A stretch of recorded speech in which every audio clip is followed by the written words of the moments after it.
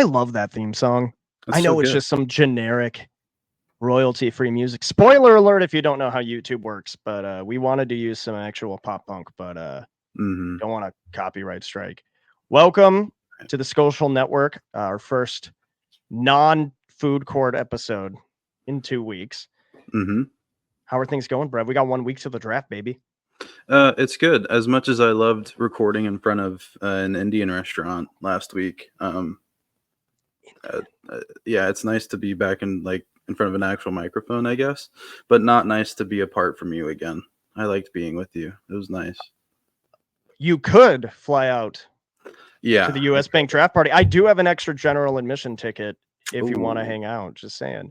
If I don't know about everybody- from Washington, but flights from Phoenix were like $200 round trip. So Yeah, if anybody wants to donate to @Breba or hashtag Breba BRBBUH or go use code Brev on SeatGeek, we could see about getting out there on Thursday. But you'll probably get you know the what's day funny is we talked about how we both forgot to do that in person, Mhm. our little SeatGeek deal. So I Yeah, was it's already planning crazy. mine for the end of the show, and naturally, I think you somehow knew that and just. Oh, you got to put it at the front. Hey, yo, SeatGeek influencer program. I emailed you. I said I should get money. I don't have money, so I guess. do though. Thank Yeah, you. I know. You made that very clear multiple times. But Mhm. 1 week from the draft, we're gonna dive into the top 5 positions of need for the Vikings, starting with number 1. I think we're gonna shock a lot of people here. What's your? Well, we're gonna each share what we would rank as the top 5 positions. But what do you think the number 1, probably first round pick is gonna be for the Vikings position wise? Now this is a tough one. You kind of texted me what we were going to talk about last night, and I thought I responded when you asked what time we're going to record, and I You kind of never assumed I respond. did, but I didn't respond, and I just I look at it on my notifications and I think about the answer, and I'm like, yeah, and then I don't text it. Well, we have Neuralink. That's going to help out a lot when you get those Yeah. little Elon Musk chips in your brain. Right. That's going to. That, and I think Just they said make Elon Musk. Is that going to get our video flagged? I guess we'll see. probably. I think they make medicine for that situation that I have, but I don't know if you would agree, and I don't know if anybody that's watching would agree or not, but I would probably say you kind of need a quarterback going into this draft, and nobody's really talked about it this offseason to where it's not an exhausting amount of quarterback discourse around the Vikings this offseason, making it really painful to come up with different ideas for content and writing and video wise. So I think we should be the first. I'm saying it now.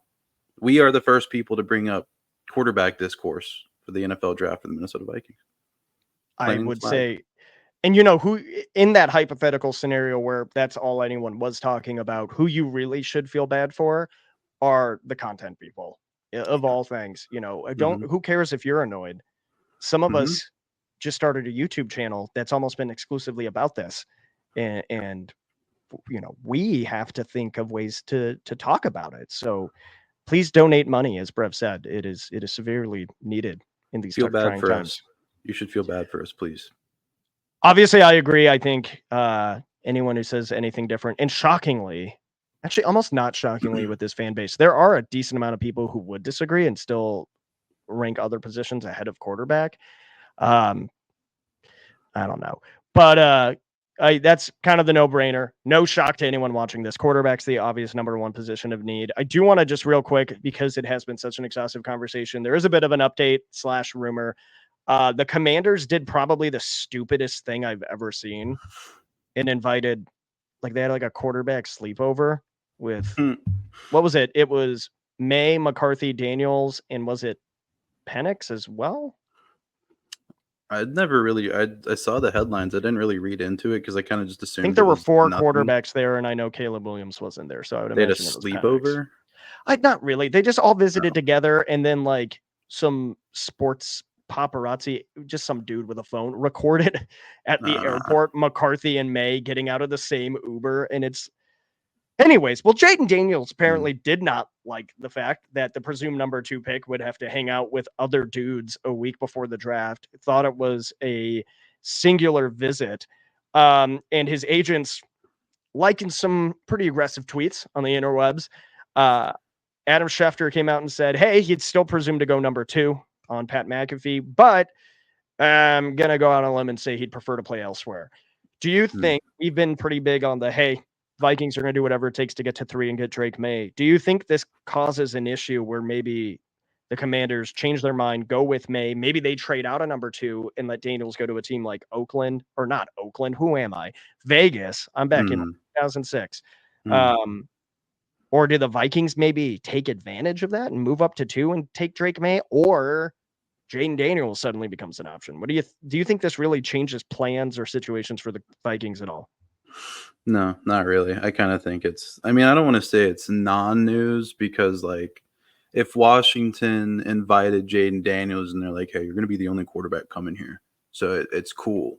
Don't be weird. And they lied, then that's kind of news. But, like, I don't think this is going to change anything about Jaden Daniels going to Washington. I mean, if Jaden Daniels wanted to decide that, no, actually, I don't think I'm gonna play for you based off that and pulls an Eli, then maybe, but I'd still think he's gonna go to Washington and everything will be as we've thought.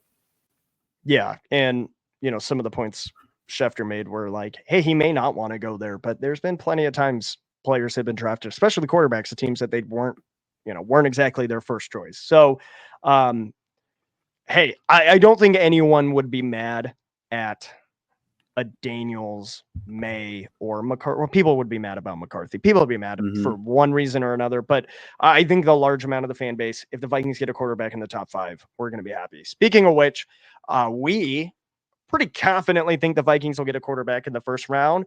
And other than Justin Jefferson, maybe, or Harrison Smith, people like to rock their quarterback jerseys. So on Twitter, you can look at my username on the screen, or Brev's. You'll see I put up a tweet. We are doing a giveaway. That was a weird way to say that. Good on job. The old Twitter/X platform. Instructions are in. All you got to do, you got to follow the both of us. Follow the Vikes Now page. Follow the Skolcial page, and we're going to go ahead and pick a winner out of that group. Brev, are you vaping mid-pod? You having that rough of a Friday off of work where you got to take a rip in the middle of the podcast? It's cloudy outside and in here now. Sorry. This is what you're, again, man, if we didn't get flagged for the Elon stuff, we're going to get flagged for like promoting nicotine use. Now, thanks. You just strike the channel. But anyways, like I said, that giveaway is happening now on Twitter. We're going to pick a winner next Friday. Parameters are the Vikings first pick. You get their jersey, obviously in your size. We wouldn't be that cruel to anyone. Send them a jersey that's too big or too small. It might be funny. Did we decide if the Vikings do draft 2? What type? Typically, with the draft, this is good parameters put out there. The first jerseys of the first round picks are going to be primary home. When I go on to buy them on the good old Fanatics machine, that also scares me. Somebody might have like the wrong number or name. I've had a theory for a while that wherever Michael Penix goes, there's going to be a limited run of unfortunate misspellings by Fanatics that are going to be legendary day drinking jerseys. So maybe you'll get one of those. But if the Vikings do stick and pick at both their picks in the first round, you'll have your choice of either player. So that'll be fun. That'll be exciting. Again, hit up _Jason_777 or at BrevmanBane on Twitter/X. Retweet the post, and follow us two and Vikes Now and the Skolcial page, and we'll give that away next Friday. So moving on. Brev, this is where you and I start to go down a bit of a different path. What is your second most necessary? Actually, no, we're in alignment here. What is your second most important position of need for the Vikings, whether they take it with one of their first round picks or we're talking third, fourth round after we trade up? Of course I would listen to arguments for other positions because I get it. I think the defense I think Brian Flores, especially last year, covered up a lot of less than stellar players at certain positions. But when asked that question, the first position that comes to mind is always interior of the defensive line. Wow. So I love Byron Murphy, not Byron Murphy 2 Jr., the second, however you want to say it. How many of them can we have on one team? I don't know, but I kind of want to find out. Like if there's a 3 coming along, if anybody watching this is named Byron Murphy 3, then do a walk-on tryout, I guess. But Revenge of the Sith. yeah, I don't like. I really, really like Byron Murphy. I think my bold prediction for the draft in general is that he will be the best defensive player to come out of this draft, just because I like him that much. He's that much of a freak. And of course, T'Vondre Sweat from Texas, who he lined up next to in college as well. I love him. But Minnesota needs somebody in the interior. I want a big mauler. And Byron Murphy isn't like the biggest guy, but like his height, he's a little bit shorter, I guess, compared to the average NFL interior defensive lineman. But that kind of like helps him, kind of like it helped Aaron Donald to where he can get under the hands of an offensive lineman. So whether it's Byron Murphy, if they're sticking and picking, God, I hope not. Don't think they are. Hint, hint, wink, wink, nudge, nudge. Somebody like Tyler mentioned yesterday, like Christian Boyd in the mid to late rounds, but just something. I want. You can't go in like who is our defensive tier number one? Like is it Harrison?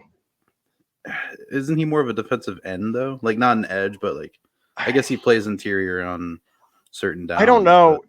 I think it's the Brian Flores defense is beautiful, but because it's beautiful, it makes it very confusing exactly who does what.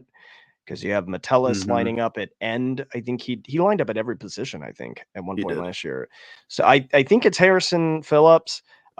Jacqueline Roy did a little towards the end of the year, if I remember correctly.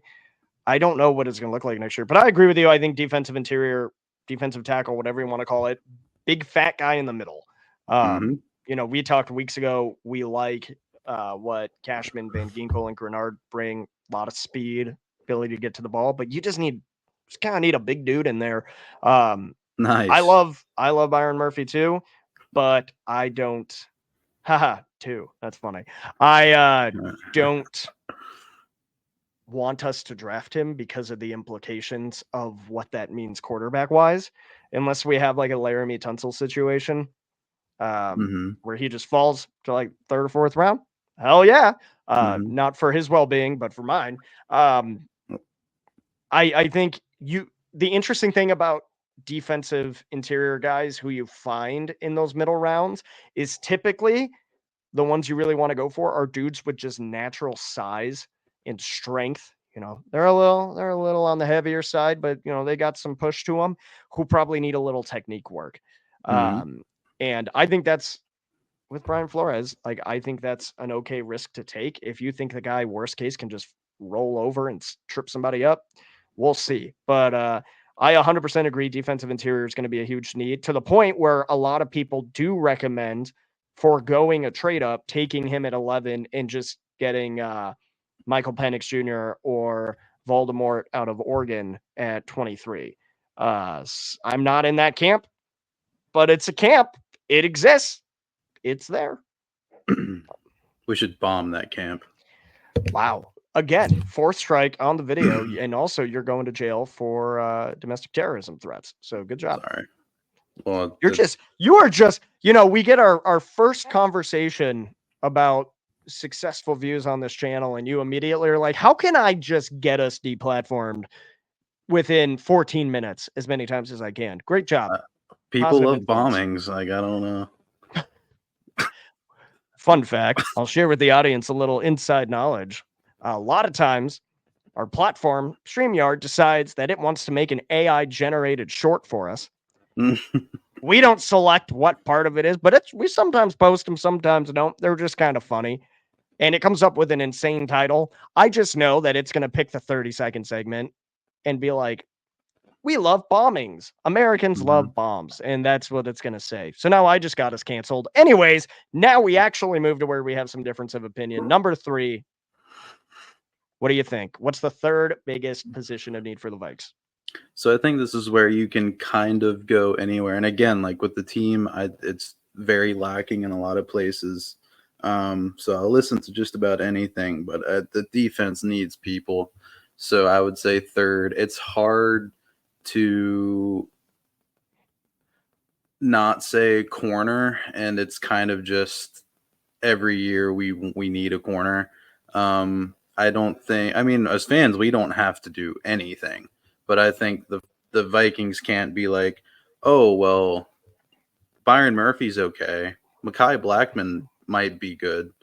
Caleb Shaquille, Evans is okay. Shaquille and Griffin's a different when your argument. corner wears a kicker's number, I'm a little nervous. It's an odd look. Yeah, he kind of fell off too. I don't know if he was worth losing a compensatory third round, but that's my least favorite move of the offseason so far was signing Shaquille Griffin. I don't think That's it would not have been a good. bad as far as No, ranking it's your not. least But favorite. Signing a veteran corner who may, I mean, he could have a Pat Peterson in Minnesota type situation. I mean, mhm, Pat Peterson wasn't awful. He just yeah, wasn't himself. it could definitely be worse, and I don't think it was worth the third round compensatory pick, getting rid of that to sign him. It could be worse. It could have been giving Josh Oliver $21 million, but that's neither here nor there. I think you can't you can't say, yeah, we have some guys that might be okay. I corner, and I guess it's just being a Vikings fan. You're so used to needing a corner. I just want a damn corner sometime. With When's the last time we were like, it was like those 6 games of Xavier Rhodes was like the last time we felt true joy at that position, I'd say, right? 2017 Xavier Woods. I'm thinking What are about. you doing? I think I'm thinking about the wrestler. I don't know. Xavier Rhodes. Like, yeah, 2017. He was like one of the best, if not the best corner in the NFL that year. And that's the last time I think we had a corner that you could say was playing as like a top 20, 25 corner. That video of him ruining Odell Beckham's headspace for the rest of his career will So for good. just that game, wasn't it? It was like a night game, wasn't it? It I was a think. Monday. It was a Monday night game. Yeah, against the Yeah. Giants. Oh, dude, Monday night games against the Giants always have some form of memeable content. That's what Mm-hmm. they're.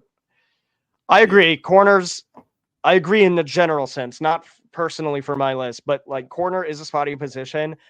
Every move we've made this offseason just basically alludes to me that Brian Flores's goal is to not have to over rely on them because he just wants the quarterback to get sacked and or throw up a absolute prayer of a pass that gets picked off by one of the safeties. I don't know. I mean, I would not shock me at all. I know there's a lot of guys out there in the mid rounds who could have some talent. But for me, thinking in the fact that I very much do see a young quarterback coming in here and at some point this season, maybe needing to or having the opportunity to play a little bit. Um, Wide receiver 3, and that's no slight on Brandon Powell. It's more just saying, hey, he could do some really, really cool stuff this year. I don't know how likely that is, and he's also in a 1-year deal. So with that in mind, take a flyer. People forget Stephon Diggs was a flyer pick. He was not drafted to be a top 5 receiver in the NFL. And we had 2 guys. We had a top ranked receiving core with him and an undrafted free agent in Adam Thielen. Sometimes these mid round receivers. When was Tank Dell drafted? Was he like a mid He's a round pick, second. right? He's a second rounder. He was second. Man, I thought he was Mm-hmm. later for some reason. I don't know. It Well, might have been. I'm pretty sure it might have been a third. I'm pretty sure it's second. my bad. Okay. Well, even then, sometimes I think people Puka Nakua. overemphasize. Puka Yeah. Nakua. Duh. Why am I? How can you know what it is? I got so sick of hearing about Puka's success from all my friends back home in California. Oh, Mm-hmm. better than Justin Jefferson. I just forgot he existed for my mental It's a sanity. bold strategy. Who's this guy running around? Well, never heard of him. Basically my mentality right now. But no, people are so focused on, the wide receivers at the top of the draft. This is an extremely deep wide receiver class. Um, you know, I've been a proponent of Brendan Rice. His draft stock kind of seems all over the place, but he would be the tallest receiver on the team. And then you could look at another gadget guy similar to Brandon Powell's size, maybe like McCaffrey. I don't know. That'd be fun just because we got Christian McCaffrey's brother. I don't know what the exact answer is there. It just depends on really giving that quarterback, that offense, the tool that it needs, whether Brandon Powell is a similar build or they're totally different, to have as many options as you can. And I've said it before, I'll say it again. Size is going to matter, especially without Hawkinson. Oliver's huge. He had some really hilarious plays last year where he'd have like a 25-yard catch. He caught 3 yards down the field. He'd just run like a madman. But I don't think he's going to be a red zone threat necessarily. Hopefully I'm wrong, but I think wide receiver is a bigger need Can you take than it people let back? on. Can you take it back when you said size doesn't matter? Or It size does matter. Can you take that back, please? in football specifically, size is a factor that can Right. cause success or failure, depending, actually not even depending on position, unless you're like a kicker or punter. But I'll clarify with that again. Would like to not get the channel in trouble with getting too No, specific on yeah. I think what Yeah. you've got on the brain there, Brev. I think we both agree that size does make some positions easier. Anyway, so moving on to the fourth position of need. Brev, I think you foreshadowed you kind of want to stay on the defensive side. What are you thinking? Do I? Do I? I don't know. Well, I mean, it seemed to be kind of what you were leaning on. I Yeah, don't know. no, you're right. Yeah, I think this team needs a lot of players. I'm actually gonna go away from the defense and I'm gonna go to the offense. I like your wide receiver 3 take. I wholeheartedly agree with it. I also agree that the interior of the offensive line is less than stellar. So Dalton Reisner, I guess, could still come back, but he's doing I don't know. He was his latest quote. Yeah. Seemed a little not happy with the organization. He talks a lot. So it'd be cool if he could get signed before the draft so we get that comp pick from Shaquille Griffin back. But like Reisner was fine. I think a lot of Vikings fans kind of overrated him a bit. Like he was a fine pass blocker and not a good run blocker. But now I think your week 1 left guard is being set up to be Blake Brandel, which, like, yes, he's played well at tackle and spots, but like you don't want that to be your starting guard. Garrett Bradbury leaves a lot to be desired. Ed Ingram, I think, legitimately might be your best interior lineman. And I'm not saying that as a complete insult to Garrett Bradbury, because Ed Ingram is, at least last year, he improved a lot from the year before. He's actually like a really good run blocker. Still not a We great only pass had like blocker. one footstep last year, didn't he? Yeah. Yeah. Only one attempted murder on his quarterback in the middle of a game. Yeah. I'm not gonna like fight anybody that says Bradbury's your best interior lineman, but you need to beef it up a little bit in the middle. And I'm like, this list isn't just for starters. Like this is for depth. Yeah, They 100%. don't have that much depth on the interior O line. Like they lost Schlottman. I think they brought back Questenberry, but they need people. It would be cool. Like you can draft a starting guard in the mid rounds now, and I like if you can find a starting left guard in the middle rounds. Like again, I don't hate Blake Brandel being your day 1 starter, but you can definitely improve. And I'd rather have Brandel be that like swing tackle that Ali Udo was.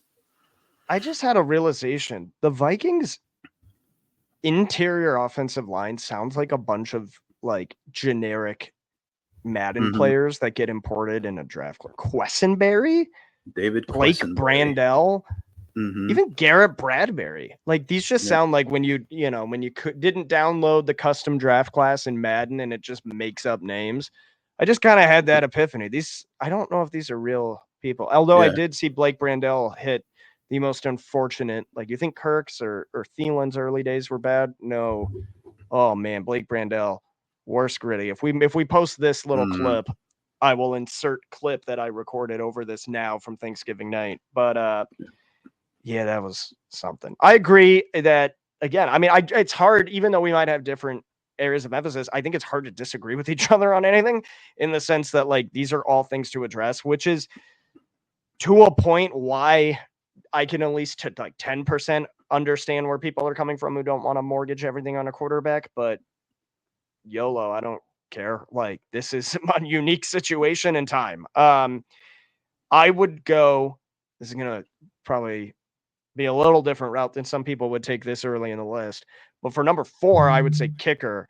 Not because I don't have faith in the man many people are saying might be a relative of mine and John Parker Romo on the internet. I just don't know what he's going to do in an NFL context. He has some really sick social media kicks. I'm down. Did some cool stuff was he in the UFL or the XFL? San Antonio Brahmas, or One they of were those. XFL one, weren't they? Yeah. Aren't they the same Um, thing now? yeah, That they but he merged? wasn't there now. It Oh, was right. the Yeah, yeah. oh no, it wasn't the UFL. It was the USFL merged Mm, with the XFL, and now it's the UFL. oh. Anyways, kicker. Romo could end up being the greatest kicker of our generation, but I still, at least for this year, I don't actually mean that. Maybe he will. I don't know. That'd be fun. We need some competition in camp. When you look, I got just a few names here because this year supposedly going to be a pretty good kicker class. Number one, Will Reichard out of Alabama seems to be the obvious choice as far as one of those rare kickers that's almost guaranteed. I'm going to end up eating these words, aren't I? To be a draft pick at some point. I know the Vikings have a lot of holes, but if you're there in the 5th or 6th and somebody with his resume is there, dude, people forget Blair Walsh was a really damn good kicker until Mm-hmm. he wasn't. And he was pretty Mm-hmm. damn good in that game too. But suddenly that hit the reset where all of a sudden Blair Walsh is bad now. And then Daniel Carlson was very bad for 3 weeks. And now he's pretty damn good, but he's not with us. And we've just had this cycle of kicking woes that had a brief pause in like the mid 2010s. And now we're back. Shoot your shot. Like, find that guy. The Vikings can't afford, with Sam Darnold and with a rookie probably stepping in, to have to depend on touchdowns or chip shot kicks every single drive. We need somebody who can consistently hit 45, 55, 60 yarders when called upon. It's worth the risk. Obviously, you're not going to do something stupid like Oakland did back in the day and take a swing at a kicker early rounds. But yeah, I think kicker, if you can just guarantee more points. And again, with the NFL's new kickoff rules, you need somebody who's pretty precise at what they do. You don't want your kicker screwing you over and giving the other team the ball. What's the furthest thing go? The 40, the 45 now? If Something you like if you that. miss the zone, we'll have to break that down after the draft and kind of go through the implications of that. But yeah, I think you need your kicker to be very precise and controlled, probably now more than ever. Yeah, pretty much. The Vikings should have never let go of Kai Forbath, and I'll say that until I die. At the time, they did. Are you a Kai Forbath apologist? Hell yeah, I am. That guy rocked. That is such an interesting He's the best hill to die. kicker. He was the best kicker the Vikings had since rookie year Blair Walsh. He was money. That is true. He I like still and want somebody a little more dependable than oh Kai no, yeah, no. Forbath. I'm not saying I'd still want Kai Forbath in 2024, but we let go of Kai Forbath after 2017. We shouldn't have done that because we then drafted Daniel Carlson. And we Because Kai ironically Forbath, should have kept him. he hit that big time field goal before the miracle in that game, and that's kind of That the is bar true. I've I set. forgot he was the kicker that year. Yep. And Will Lutz was still kicking in New Orleans because I remember he took the wind out my sails real quick. All right. Yep. Last but not least, let's think of this 5th position, because with some of these positions we've talked about, you may take 1 or 2 shots positionally. Kwesi has shown sometimes he likes to double down on positional picks. This may be somebody you look at in the 6th, 7th, or even try to go undrafted. Bring in a couple guys undrafted, see what they can do, like we did with linebacker last year. What's your position you want to see them address in the later rounds to post-draft free agency? So even though they did sign 2 players at this position after losing 2 or 3, and Josh yesterday on Vikes Now brought up that Kwesi has never drafted this position before. He's only had 2 drafts, but he's never spent a draft pick on a position. He did sign a UDFA last year at this position in Andre Carter, and that just gave it away. I would like to see another edge rusher or 2 get drafted or be UDFAs. You've got Grenard for 4 years, hopefully. I think you've got an out after 2 years. Hopefully you don't have to use that. Then Van Ginkel is only on a 2-year deal, I believe, and he's already 30. So there's got to be some kind of youth movement at edge rusher. You kind of needed one even if Daniil stayed. But losing Danielle, like I really don't care about losing DJ Wanham. Like DJ Wanham wasn't good. Sorry if you like DJ Wanham, he wasn't a good edge rusher. He was good occasionally enough to be like Mm-hmm. a fan favorite in a memeable sense, but he wasn't bad. But we He was also like, didn't have a high standard outside of no, Daniil. he was like the KJ Osborne of the defense. And He then it was occasionally did like, some cool shit. yeah, and like how KJ Osborne was like, oh, that's a game-winning touchdown. Oh, that's a 160-yard game and the best comeback of all time. And then everything in between, like he's just a complete non-factor. But yeah, you need to. Wait, both of them had game-winning plays against Carolina in Carolina. That is true. Wow, what a pull! Ball. It's almost like Carolina's completely pathetic. They've screwed us over. They've caused players to be signed for more than they should be. Yes. But no, yeah. Shout out DJ Wanham for being the Justin Fields killer. I think like half his career sacks have been on Justin Fields or some crazy stuff. But you need an edge rusher. Some kind of youth. Maybe Andre Carter. They like him to where they won't spend a draft pick and maybe just go UDFA or something. But it'd be cool if Andre Carter showed some development that the public hasn't seen yet, I guess, which we knew he'd be a project. So it's fine. But no, they need edge rusher going forward. Depth now, but especially going forward the future to see who's going to be opposite Grenard. I like that you and I have taken the opposite approach of each going quarterback, the obvious choice at one, and then three positions on one side of the ball, one on the other, because I'm going to end with offense. So I think running back is a place worth taking a flyer. Obviously, the team did last year with Dwayne McBride. I believe, is he still on the practice squad? Yeah, he's still currently a Viking, technically, yeah. Physical tools, I like what he's capable of, but vision and ball security are a bit of an issue. I still think, given Aaron Jones only being here 1 year, and as much as he had a resurgence at the end of last year and is genuinely excited, this is like, I'm not being like, I don't think Aaron Jones is very good. I'm super excited to have him. But at his age, and with what he may have to do in this offense, given the fact that Darnold's going to need a lot of help to open things up for him and have a run game that works, and any rookie that steps in is going to need a run game to support him. On the off chance something happens and there's a fall off, Ty Chandler is going to need a running mate and somebody who could be that extra dynamic player in that offense. Take a flyer. Worst case, you find somebody like another Ty Chandler who ends up being a mid to later round pick, maybe even an undrafted free agent who shows you some promise.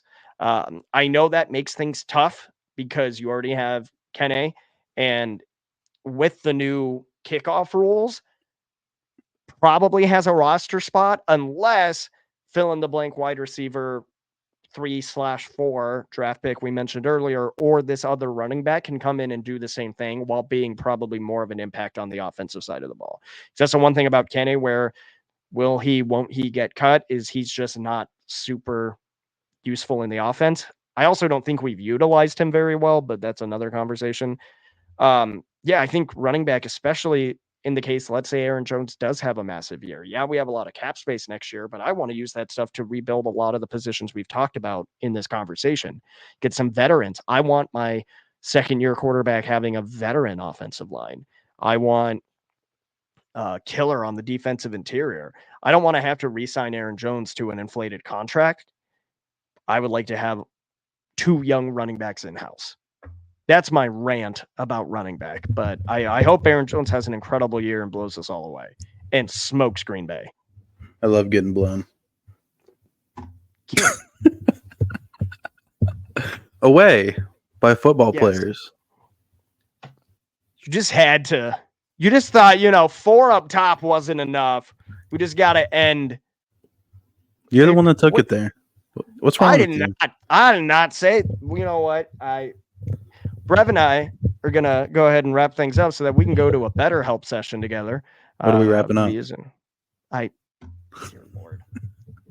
It's just impossible. This is, I was thinking earlier, for somebody so like non-excitable as yourself, you say the most out-of-pocket nonsense I have ever heard in my life. Just with so much confidence. You met me in person. You see, I walk on my toes. Mm-hmm. So it's true. 1 week 6 days till the draft. I will be attempting. We'll see what this iPhone 15 that ran out of storage in the middle of our last recording can do. Gonna have to delete a bunch of pictures of my kid with his eyes closed doing random things, move them to the cloud. I will be making a vlog of the Vikings draft party. Brev, where are you gonna be watching Thursday night? TGI Fridays? Well, this couch. Exciting shit right there. That is incredible. You're gonna order you some Chipotle, or you're thinking maybe some pizza, some B-dubs? What's the vibe? B-dubs maybe. I get paid the day before, so low key. You get paid on Wednesday. You got that early direct deposit. I do, although it's about to be gone because I just switched banks. Shout out to Virginia Credit Union. Yeah. I don't know. Maybe some, and I don't. I like boneless wings. Okay, so maybe They're I'll good. get honey barbecue They're boneless good. wings. Here's the trick. Here's the trick. You got a rant? I got a rant too. So you do yours first. Okay, no. So I just want to say, if you think, I'll keep it short. Boneless wings are not chicken nuggets, and this is why. Chicken nuggets are the carcass of the chicken after everything has been picked off of it, all ground up with a little bit of meat in there and put into nugget. Boneless wings are chicken breast meat. So checkmate, liberals. Go get mad that it's Friday. The pro move at B-Dub. So I will not name names because I don't want the authorities to come after him. But in college, I had a friend who worked at a B-Dubs about 45 minutes. Apparently, not everybody calls it B-Dubs also. So we're talking about Buffalo Wild Wings for those of you who are uninformed. About 45 minutes away from campus. But we would go and eat dinner there because it was worth it because he worked at Scottsdale. And some people would have a pretty fat check and wouldn't claim the rewards points using their phone number. So he had a rotating list of a couple of his buddies, including myself and his girlfriend at the time, and would just add the reward points to our account. So, when it's towards the end of the semester and you're almost out of, your meal cards running out at school, eating like a king at B-Dubs was good. But what I learned, you do the boneless wings. Here's the move. Mm-hmm. Do the boneless wings. You do lemon pepper on them like an adult human being. Mm-hmm. You get a side of ranch like any reasonable person. And then you get a side of their second hottest sauce, the wild sauce. Just Buffalo Wild Wings. It's almost like that's intentional. Wow. You mix it with the ranch. So what you get is you get the heat, but you immediately get the creaminess and the cool down. And you dip the lemon pepper. You dip the lemon pepper, boneless wings, into this concoction and eat the fries. At this time, it was usually for free. Nothing better. It was incredible. But B-Dub seems to be it'll make you have to rethink everything I'm saying. It is hot. You will look like somebody who just ate a very spicy hot sauce, but it is very good. With that, spanked. Our draft. What is with you? What type of nonsense is happening? Spanked by the wings. What is going on today? Are you okay? Are we having an okay day today, Brev? Are you? I'm having a great day. Actually, Brev is just really coming out of his shell because we hung out one time. He's the happiest man on earth for it. I was having a really great day until I checked the analytics of this channel and saw that 82% of you are not subscribed that watch this channel over 82 82% of people that have watched this channel over the last month are not subscribed, and we're closing in on 2,000 subscribers. So you could subscribe, it's free. I know some of you are probably broke, but go ahead and subscribe. And you know how you can save money. I know the Vikings fans are going to be really excited. I know a lot of people were selling their season tickets after we got rid of Kirk Cousins. Your season tickets were based off a guy who drives a minivan and wears other men's jewelry. My goodness. But now that we're going to have a rookie quarterback coming to town, you're going to need tickets. Why not use code all caps Jason H on your first purchase on SeatGeek to set you up for the NFL season? That was I know good. Brett mentioned his up front, but hey, You've forgotten about that. You're wrapping this episode up. You're about to go on to SeatGeek.com, use code JasonH in all caps, and you're going to save some money, not only on potential NFL games to be announced soon with the schedule drop, but on the Minnesota Timberwolves out here in Phoenix against the Suns or up at Target Center in Minneapolis. Save some money. Go to Good some job, games, buddy. have some So fun. proud I of did you. it. Well, Good see, some job. of us haven't had the practice of a SeatGeek promo Well, drop like you have I should have because it took figured. me a month to get mine. I should have figured that if I went for the front, that you'd put it in the back. Okay. On that note, this has been the Skolcial Network. At this point, the running joke of us getting canceled, we will never see you again unless we do. In that case, draft recap next Friday. Before Brev could say anything, I will probably be in my hotel room in Minneapolis. See you next week.